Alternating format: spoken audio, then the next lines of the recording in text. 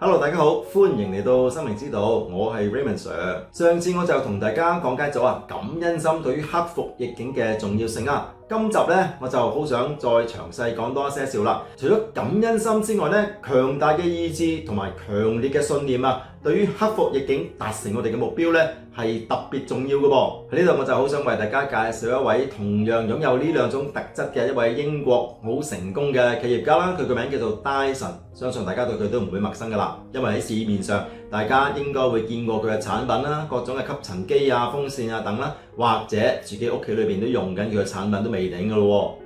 咁戴森喺9歲嘅時候啦，佢嘅爸爸就因病而逝世啦。咁佢自小咧就要靠自己嘅力量去解決所有嘅問題喎。相信因為咁咧，就培養咗佢非常堅毅嘅性格啦。咁點解佢會發明咗戴森呢一隻打破咗傳統吸塵機理念顛覆性嘅產品呢？原因就係佢後生嘅時候咧，有一次佢用吸塵機打掃地氈嘅時候啊，咁發覺吸塵機嘅吸力咧係越嚟越弱啊，佢就好唔滿意。後尾佢發現咧，原來係因為好多傳統吸塵機入邊都有一個吸塵袋啦，就俾好多灰塵係堵塞咗嘅，就令到吸力咧係減弱咗嘅。咁於是佢就決定去改良吸塵機啦。咁喺1979年去到1984年咁長嘅時間呢，一共係修正咗5127個版本嘅噃，即係話5000幾次嘅嘗試咧都係唔成功嘅。最終就1983年創造出世界第一部係冇吸塵袋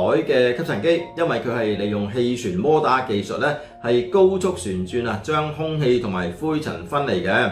咁呢一種發明咧，可以講得上係吸塵機有史以嚟最重大嘅技術突破。咁而戴森喺發明嘅過程裏邊咧，可以話係忍受咗常人唔能夠忍受嘅痛苦同埋挫折，因為佢整個研發嘅過程裏邊係非常之漫長啦，而且冇人話俾佢聽咧係應該點樣做嘅，全部都係靠自己不斷嘅努力反省嘗試先至會成功嘅啫。而且咧喺呢個過程幾乎係嘥盡晒所有嘅錢嘅噃，甚至係要靠佢嘅太太養家添嘅噃，抵押樓宇去借錢度日啦，甚至試過欠下咗銀行100多萬英鎊嘅債務添嘅喎。哇！大家可想而知啦，喺咁艱難嘅處境裏邊一般人都已經放棄咗噶啦，但係呢位戴森並冇放棄，因為佢擁有頭先所講嘅強大意志同埋強烈嘅信念，相信自己一定係會成功嘅。雖然佢嘅發明係成功咗啦，但係令佢更加之沮喪嘅咧，就係呢個咁新嘅產品咧，喺面世之後嘅10年入邊竟然係無人問津嘅喎，直至到1993年啦，佢發明嘅吸塵機咧，先至正式喺英國上市啦。咁立即咧就成為咗英國市場上嘅最暢銷嘅真空吸塵機。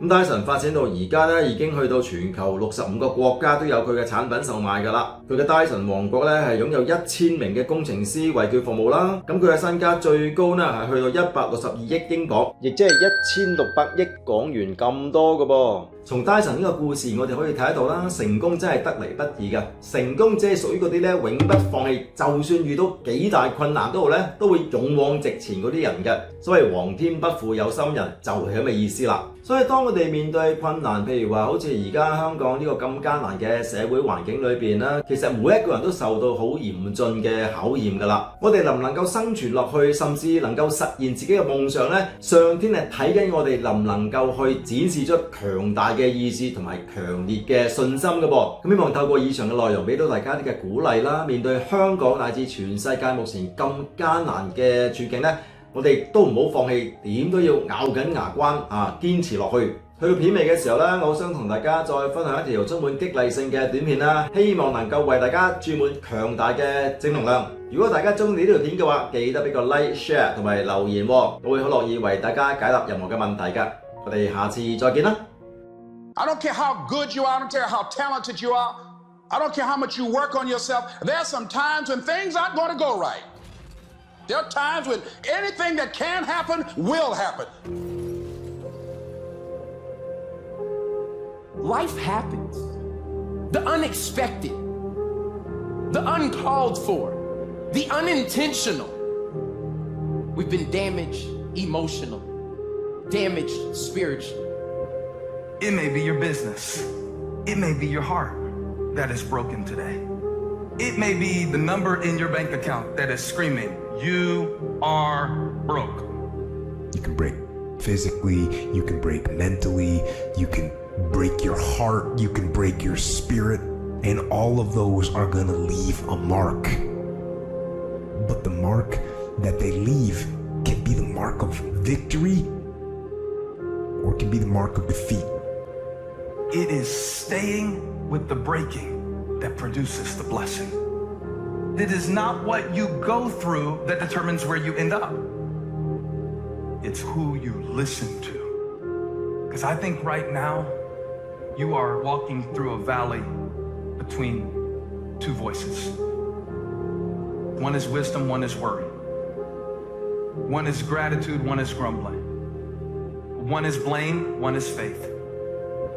Because every time you break, and in every way that you break, while it's a chance for you to give up and for you to fall apart, but there's also opportunity to get stronger and get smarter and get faster and get tougher and get more stable and get more resilient and get better. What I need you to do is I need you to find a reason to keep going. And if you can find a reason to keep going, I know you're strong enough to do it because you're human. And every human has what it takes to get past whatever they're going through if they decide to. Push through it. Push through it. Tragedy and trials come to everybody. Only the strong survive. The fight isn't over. The fight is just beginning. You have the opportunity to show the world what you are really made of. I need you to look at that sickness that's going on in your life right now, whatever it is. I want you to say, I can beat it. I can beat it. I will beat it. I must. I got a family to live for. I ain't through yet. My life ain't over yet. There's some things in life you don't need no degree for. You don't need no money for it. You don't need no support for it. There's some things in life you just gonna get through when you tell yourself, I'm gonna get through this. Regardless of what happens to you in life, regardless of the adversity, regardless of the opposition, regardless of the trial and tribulation, nothing can stop you. The only thing that can stop you is you. No situation, no circumstance, no piece of adversity can define your life. Never let a circumstance define you. And I'm not retreating. I'm not running. I don't care what they say on paper. I don't care if you say we outnumbered. We live by this and we die by this. We don't retreat. We don't run. We gonna stand, we gonna live, and we gonna die by what we stand for, and everybody gonna know what we represent and what we're part of. I got staying power. I got staying power. Be encouraged today that no matter what you walk through, no matter how broken your marriage is, no matter how many times you failed, There is within you a spirit that is greater than whatever is going on around you.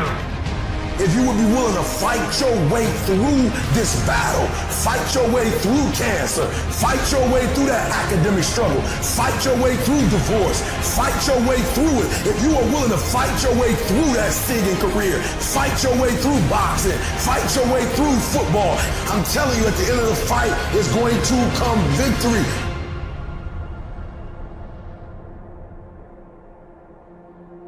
And as you crawl up and out of that dismal and wretched place, as you rise above what you were, and as you take the form of who you are supposed to be, you will see that in the very act of standing up, in the very act of fighting on, you will become and you will remain unbroken. 如果大家想持續咁收到 Raymond Sir 嘅節目分享，歡迎你喺 YouTube 上面按訂閱。當你按咗訂閱之後呢，亦都建議你喺隔離嘅鈴鐘按一按，咁樣你就可以即時收到我哋節目上載嘅通知信息㗎啦。有關心理治療服務，包括網上視像、互動治療以及家庭系統排列工作坊，歡迎你瀏覽我哋嘅治療中心網頁 www.hkfcip.com。有關整合靈性心理學培訓學院嘅培訓內容、課程資料，亦都可以瀏覽 www.ispti.com， 或者關注我哋嘅微信官方帳號整合靈性心理學。同時亦都歡迎你直接用 WhatsApp 或者微信聯絡我哋85293100980。多謝你嘅收聽，我哋下一集再見。